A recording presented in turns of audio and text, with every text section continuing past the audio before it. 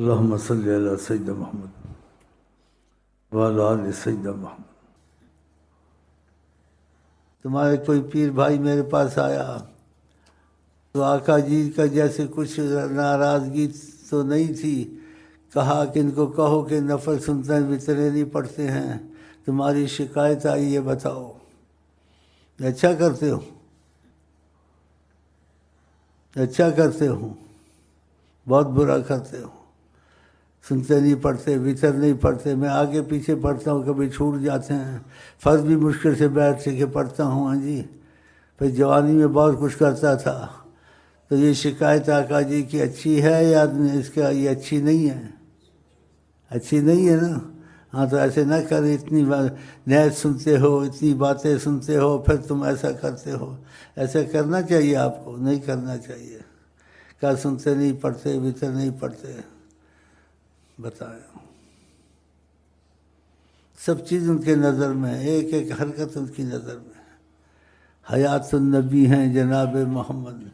نیت کرو کو انشاءاللہ 20 نفلوں سے شروع کرو گے 100 تک پہنچاؤ گے۔ تقسیم کر کے پڑھو، چھوڑو نہیں، اور آرام سے پڑھو، یہ سجدے پہ سجدہ تیزی سے نہیں۔ جو نماز جلدی پڑھتا ہے، توڑ کے پڑھتا ہے، تو حدیث میں آتا ہے نماز اس کو بددعا دیتی ہے، خدا تجھ کو ضائع کرے جیسے تو نے مجھ کو ضائع کیا۔ اگر نماز آرام سے سکون سے پڑھتا ہے تو حدیث میں آتا ہے نماز کو دعا دیتی ہے، کہتی ہے حفظک اللہ کما حفظتنی، خدا تجھے محفوظ کرے تو نے مجھ کو محفوظ کیا۔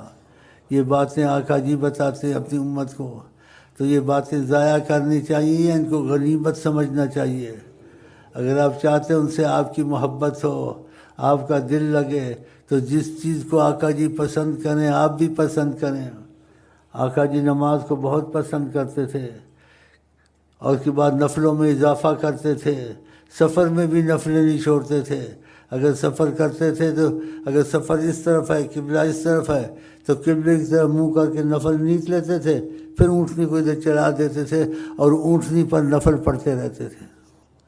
اور کہا کرتے تھے جعلت قرۃ عینی فی الصلاۃ، میری آنکھوں کی ٹھنڈک نماز میں ہے۔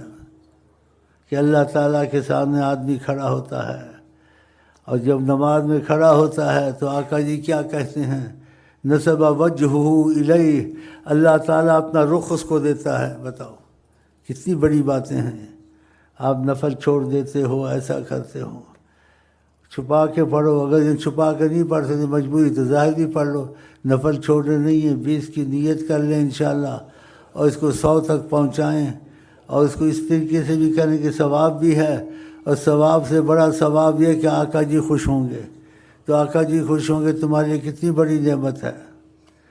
کہا لا تجعلوا قبورکم، اپنے گھروں کو قبرستان مت بناؤ، اس میں جگہ رکھو کہ نفل پڑھا کرو۔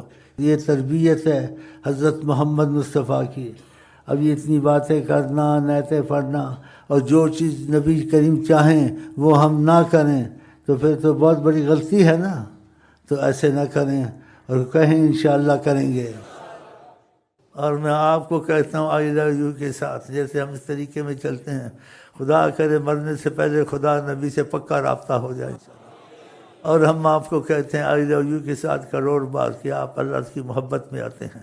السلام علیکم ورحمۃ اللہ وبرکاتہ۔